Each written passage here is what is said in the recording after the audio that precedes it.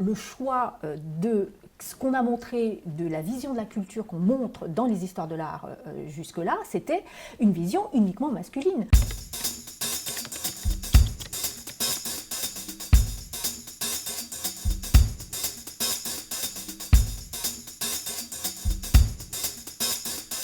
Je me suis intéressée à savoir qu'est-ce qui s'était passé sur les années 70 françaises. On me disait qu'il n'y avait pas eu grand-chose, que ce n'était pas très important. Qu'est-ce qu'elles avaient fait, ces femmes artistes, en parallèle et en articulation au mouvement féministe français? Il y avait vraiment un champ totalement vide, c'est-à-dire que du côté de l'histoire des femmes, elles n'avaient pas travaillé le champ de l'histoire de l'art. Et du côté de l'histoire de l'art, évidemment, les questions féministes, c'était le queue de la comète, ça ne les intéressait pas, voire on essayait de ne pas les traiter, ou de dire que ce n'était pas possible d'avoir cet angle d'attaque en histoire de l'art. Donc, avec ce type de travail, en fait, c'était plus possible, puisqu'il y avait une partie chiffrée qui posait le problème clairement, il y avait une partie d'analyse de tous ces collectifs qui avaient existé, qui montraient bien qu'il y avait une vraie histoire qui s'était faite et qui n'avait pas été écrite, donc il y avait un biais dans la manière dont l'histoire de l'art s'empare de ce qui s'est passé, des événements du passé, qu'elle transmet uniquement ce qui concerne les hommes, et qu'elle transmet quasiment pas ou pas du tout ce qui concernait les femmes. Je prends par exemple le cas du musée d'art moderne de la ville de Paris, ça c'était exemplaire dans le travail des années 70. Tout le monde me disait oh, c'était un lieu absolument magnifique, il y avait beaucoup d'artistes femmes, Suzanne Paget et son équipe, elle faisait beaucoup pour les artistes femmes. Moi, je me disais, c'est bien, mais je n'ai pas l'impression qu'il y ait eu tant d'expositions que ça. Et je suis allée donc faire des chiffres.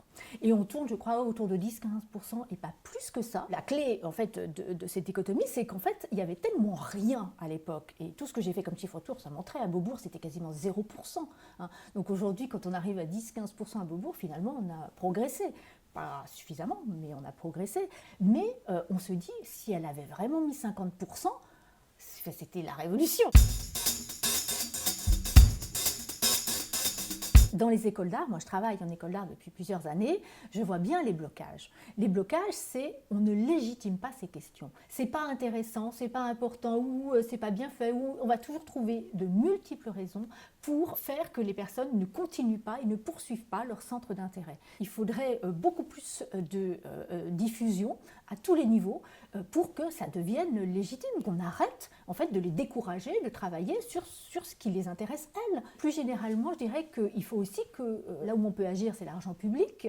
Donc moi, je trouve ça impensable qu'on ne complète pas les collections des musées publics par des œuvres de femmes. Ça devrait être majoritaire. Quand on achète des œuvres des millions pour une œuvre qui, soi-disant, manque dans une grande collection française, pourquoi on ne prend pas ces millions en se disant tant pis, on n'aura pas cette grande œuvre du grand artiste dont on a déjà de nombreuses œuvres, mais on va pouvoir acheter des milliers d'œuvres d'artistes femmes qui n'y sont pas.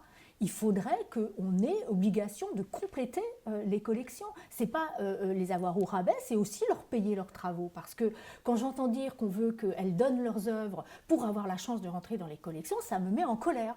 Il n'y a pas de raison, après toutes ces années où on ne les a pas reconnues, qu'on ne les fasse pas rentrer en payant, même si leur cote est moins élevée, on peut en acheter beaucoup plus, mais au moins on paye les œuvres. J'estime que c'est notre héritage, on a le droit d'avoir cette culture aussi dans les musées, on a le droit de la voir, on a le droit de savoir qu'elle est protégée, qu'elle est là et qu'elle va pouvoir être ensuite transmise, montrée, diffusée.